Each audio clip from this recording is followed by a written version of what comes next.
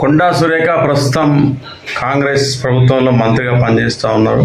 కానీ కొండా సురేఖ ఎప్పటికప్పుడు తన రాజకీయ వారసురాలిగా ఆమె కూతురు సుస్మితను ప్రకటించారు. ఆమెను అంటే వరంగల్ జిల్లాలో అంటే అక్కడ ఉండే రాజకీయాల్లో ఆమెను ముందుకు తీసుకెళ్లాలని, తన వారసత్వాన్ని కొనసాగించాలని కొండా సుస్మితను మరి అంటే వచ్చే ఎన్నికల్లో అంటే 2028 కానీ 2029లో ఏవైతే మరి అసెంబ్లీ ఎలక్షన్స్ ఉంటాయో ఆ అసెంబ్లీ ఎలక్షన్స్లో ఆమెను ఎమ్మెల్యేగా చూడాలని కొండా సురేఖ ఎప్పటి నుంచో తాపత్రయపడతా ఉంది. పలుమార్లు కూడా సుస్మిత పరకాల నుంచి పోటీ చేస్తుంది వచ్చే ఎన్నికల్లో అని చెప్పేసి కూడా ఆమె చాలాసార్లు ప్రకటించింది. కానీ మరి సీఎం రేవంత్ రెడ్డి పరకాలలో పర్యటించారు. అదేవిధంగా సమ్మక్క ఆలయానికి ఆ గద్దె దగ్గరికి వెళ్ళారు.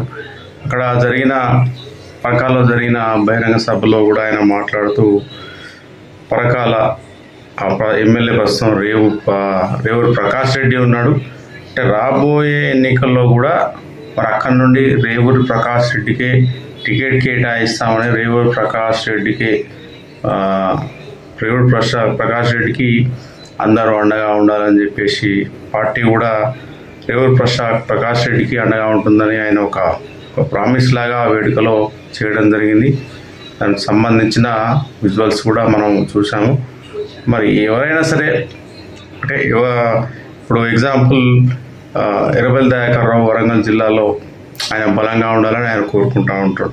కడియం శ్రీహరి కూడా అదేవిధంగా రాజయ్య కావచ్చు, అదేవిధంగా కొండా సురేఖ కూడా తన బలమైన రాజకీయ ప్రస్థానాన్ని కొనసాగించాలి, తన వారసత్వాన్ని ముందుకు కొనసాగించాలని ఏదైతే ఆమె ఆశించిందో మరి రేవంత్ రెడ్డి ఈరోజు చేసిన వ్యాఖ్యలు ఏవైతే ఉన్నాయో మరి ఆమెకు షాక్ ఇచ్చాయి. ఏదైతే బహిరంగ సభ ఉంటుందో ఆ సభకు కూడా ఆమె హాజరు కాలేదు. దీని మీద సర్వత్రా చర్చ జరుగుతూ ఉంది. మరి కొండా సురేఖ పార్టీలో ఉంటుందా లేదంటే కాంగ్రెస్ పార్టీకి భయ చెప్పి మరి ఏదైనా పార్టీకి వెళ్తుంది? ప్రస్తుతం అయితే ఆమె మంత్రిగా ఉన్నారు.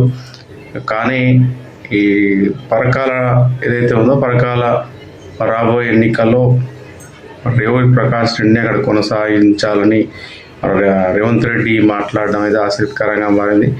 మరి రాజకీయంగా ఈ అంశం ఎలాంటి మార్పులు తీసుకొస్తుంది? కొండా సురేఖ ఇంకా పార్టీకి ఏమైనా దూరంగా ఉండే అవకాశం ఉందా? ఎలాంటి రాజకీయ పరిణామాలు ఏర్పడతాయన్న ఆసక్తికర చర్చ మొదలవుతా ఉంది. దీనికి సంబంధించి రేవంత్ రెడ్డి ఏం మాట్లాడో దీనిలో మీరు ఒకసారి చూడొచ్చు కూడా. మీ అందరి సహకారం, మీ అందరి ఆశీర్వాదం ఉండాలి. నిండు మనసుతో ఏ విధంగా అయితే పరికాలలో మొన్న ప్రకాష్ అన్నని గెలిపించిండ్రో రాబోయే 2029లో రెట్టించిన మెజారిటీతోనే ఈ ప్రాంతంలో గెలిపించండి.